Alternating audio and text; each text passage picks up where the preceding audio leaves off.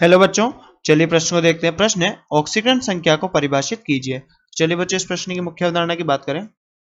मुख्य अवधारणा,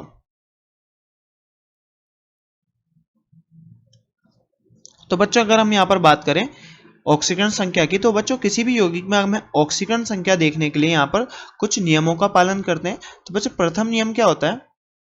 प्रथम नियम, तो दो समान प्रकार के परमाणुओं के मध्य स्थित जो बच्चों साझा किए गए इलेक्ट्रॉन हैं दोनों परमाणुओं के मध्य समान रूप से वितरित कर दिए जाते हैं। तो दो समान प्रकार के परमाणुओं के मध्य स्थित साझे इलेक्ट्रॉन, साझे के इलेक्ट्रॉन जो बच्चे होते हैं जो बॉन्डिंग में यानी बंधन में जो इलेक्ट्रॉन भाग लेते हैं बच्चों, उन्हें साझे के इलेक्ट्रॉन कहते हैं। तो साझे के इलेक्ट्रॉनों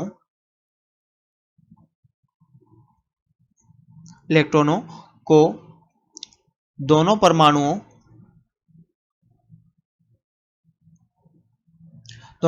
में क्या के मध्य बच्चों बराबर रूप में बांट दिया जाता है। के मध्य समान रूप से बांट देते हैं बच्चों, समान रूप से वितरित कर देते हैं, वितरित किया जाता है।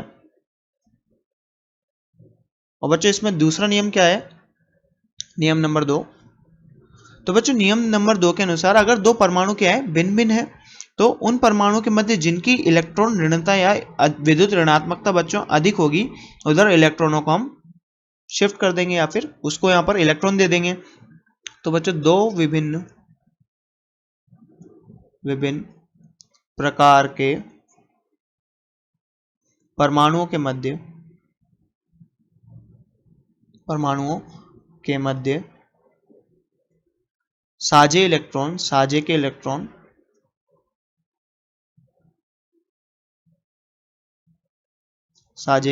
इलेक्ट्रॉनों को अधिक विद्युत ऋणता वाले या विद्युत ऋणात्मकता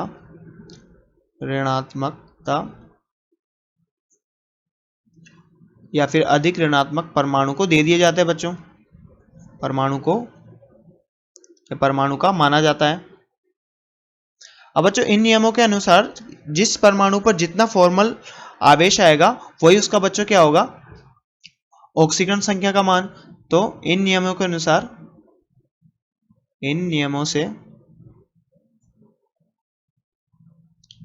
परमाणु पर जितना फॉर्मल आवेश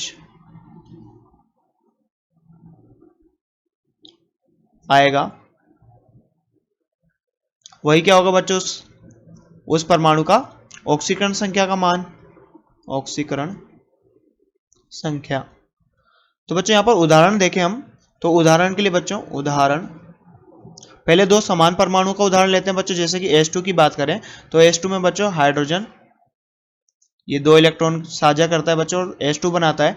अब इसमें बच्चों दोनों समान परमाणु है, तो इन दोनों को अगर हम समान मात्रा में इलेक्ट्रॉन दे दें तो यहाँ पर इसका फॉर्मल आवेश कितना होगा? 0 और 0। ये क्या है बच्चों? इसका फॉर्मल आवेश। ना किसी को इलेक्ट्रॉन ज्यादा मिले ना कम मिले। और बच्चों इसकी ऑक्सीकरण संख्या यहाँ पर क्या होगी? फिर ऑक्सीकरण संख्या, तो बच्चों H2 की ऑक्सीकरण संख्या क्या होगी यहाँ पर? अब 0।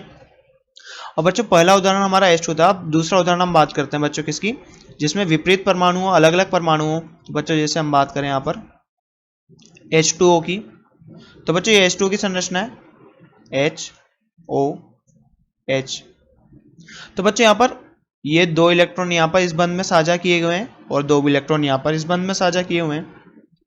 तो बच्चों यहाँ पर ऑक्सीजन की विद्युत ऋणता ज्यादा है तो ये दो इलेक्ट्रॉन यहाँ चले जाएंगे। तो बच्चों यहाँ पर एक पहले से इसका इलेक्ट्रॉन और एक और आ गया तो यहाँ पर -1। अब बच्चों यहाँ पर इसके इलेक्ट्रॉन भी इधर चल जाएंगे तो यहाँ पर पहले से एक इसका इलेक्ट्रॉन और एक और आया तो -1। तो टोटल बच्चों इस पर आवेश कितना आया? -2। अब बच्चों यहाँ एक इलेक्ट्रॉन की कमी होगी तो यहाँ पर कितना? +1 आवेश आया और यहाँ पर भी बच्चों +1। तो इस आधार पर हम कह सकते हैं कि फॉर्मल आवेश कितना बच्चों, किस पर, ऑक्सीजन पर कितना है, -2, तो इसकी ऑक्सीकरण संख्या भी बच्चों यही होगी, ऑक्सीकरण संख्या। अब बच्चों यहाँ पर फॉर्मल आवेश की बात की जाए, किसकी, हाइड्रोजन की, तो हाइड्रोजन पर कितना आवेश है बच्चों, +1 फॉर्मल आवेश है, तो यही बच्चों इसकी क्या, ऑक्सीकरण संख्या होगी। तो बच्चों जैसा कि हमसे प्रश्न में पूछा गया था कि ऑक्सीकरण संख्या को परिभाषित की थी, तो बच्चों हमने यहाँ पर देखा कि ऑक्सीकरण संख्या को हमने निम्न 2 नियम से परिभाषित कर सकते हैं, और फिर बच्चों हमने यहाँ पर इनको उदाहरण भी समझे। तो बच्चों आशा करते हैं आपको प्रश्न समझ में आया होगा। धन्यवाद।